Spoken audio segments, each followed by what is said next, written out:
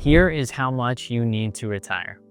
Today, I want to walk you through 3 retirement ages, 55, 65, and 75, and answer one simple question. How much do you actually need to retire using average spending amounts? Not assuming flat spending and not trying to die with millions, but having enough.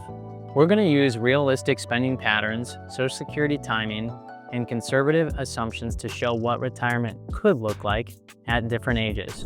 Hey everyone, I'm Justin Ancona, and if you're new here, I help people retire with confidence. Now, let's get into it. Before we jump in, here are the assumptions I'm using so we're all grounded in the same math. Inflation, 2.5%, long-term portfolio returns, 6% hypothetical. All savings are pre-tax, so using IRA or 401k money, and we're planning until age 90. And this is a couple receiving $1,200 per month each from Social Security starting at age 62. These are all estimates based on hypothetical returns. As you may know, real markets won't follow in a straight line. Here's how we're modeling spending. The spending model that we're using comes from research by Fidelity, which analyzed how retirees actually spend money over time. And the pattern is clear. Spending declines with age. So here's how we're modeling it based on the research. Age 55 to 64, about $83,000 per year. Ages 65 to 74, about $65,000 per year. Ages 75 to 90, about $53,000 per year. This reflects higher activity early on, followed by a natural slowdown later. This is very much in line with a pattern we often talk about with clients, which is the go-go, slow-go, and no-go years. And people often laugh about this graphic because it's true. As you may be realizing, retirement planning isn't about predicting the future perfectly. It's about being intentional instead of guessing. Now, there's a verse in Proverbs that really fits this idea. The plans of the diligent lead surely to abundance. It's in Proverbs 21:5. The better we plan today, the better off we will be later on. Let's start with retiring at age 55. This is considered early retirement and requires intentional planning. From age 55 to 62, there's no paycheck and no Social Security. This is what I call the income gap. Spending is at its highest, about $83,000 per year, and the portfolio is covering 100% of that spending. Here is the just enough scenario. If someone retires at 55 with about $1.22 million, they earn the hypothetical average returns and claim Social Security early at 62, the plan technically works. By age 90, there's roughly $13,000 left.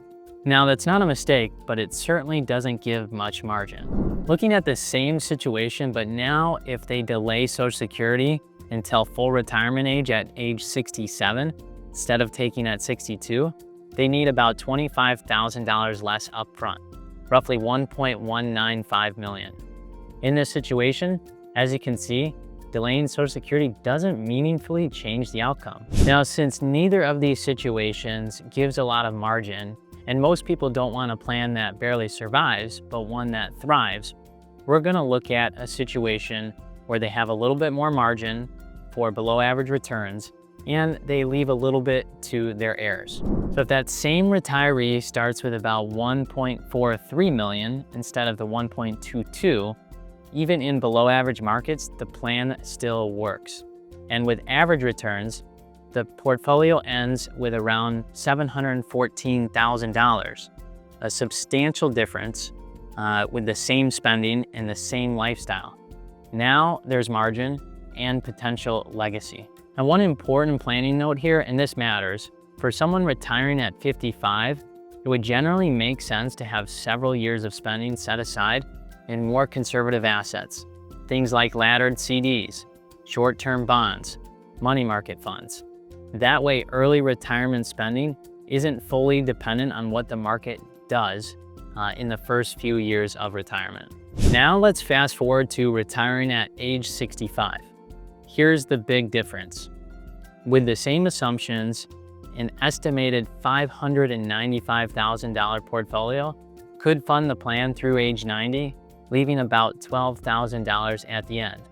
Again, not a recommendation, just an illustration of what just enough looks like. If instead the portfolio is $695,000, about $100,000 more, and below average markets, there's still enough, about $9,000 remains. And with average returns, roughly $264,000 remains, a noticeably more comfortable spot. There's another lever here I want to speak to, and that's when Social Security starts. If this couple delays benefits until age 70, guaranteed income later in life increases meaningfully. Under the same assumptions, the estimated portfolio balance at age 90 is now about $331,000. This also helps offset longevity risk, the risk of living longer than expected. Now let's look at retiring at age 75, the most conservative starting point. Here's why the math changes. By 75, spending is lower, Social Security is fully turned on, and the planning horizon is now shorter. The portfolio is no longer the engine, it's a supplement. So let's look at the just enough scenario for this one. Under these assumptions that we've been using, an estimated $180,000 portfolio could fund the plan, leaving about $2,600 by age 90. Now, if instead you wanted to add some margin, like we did in the other scenarios, having a portfolio of $240,000 would do that. In below average markets, we'd have about $51,000 remaining, and with average markets, around $110,000 remaining at age 90. A relatively small increase creates a lot more flexibility in this situation. Now here's everything we just walked through all in one place. The same assumptions, the same spending model, different outcomes based on timing and portfolio sizes. The earlier you retire, the more your portfolio has to bridge the income gap. The later you retire, the more Social Security does the heavy lifting. And in every case, adding margin isn't about excess. It's about flexibility, confidence, and options.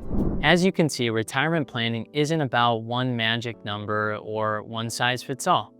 It's more about when income turns on, how long the portfolio needs to last, and how much do you wish to leave to your heirs, if any. Thanks for watching. If you want to see more videos like these, follow along by hitting subscribe.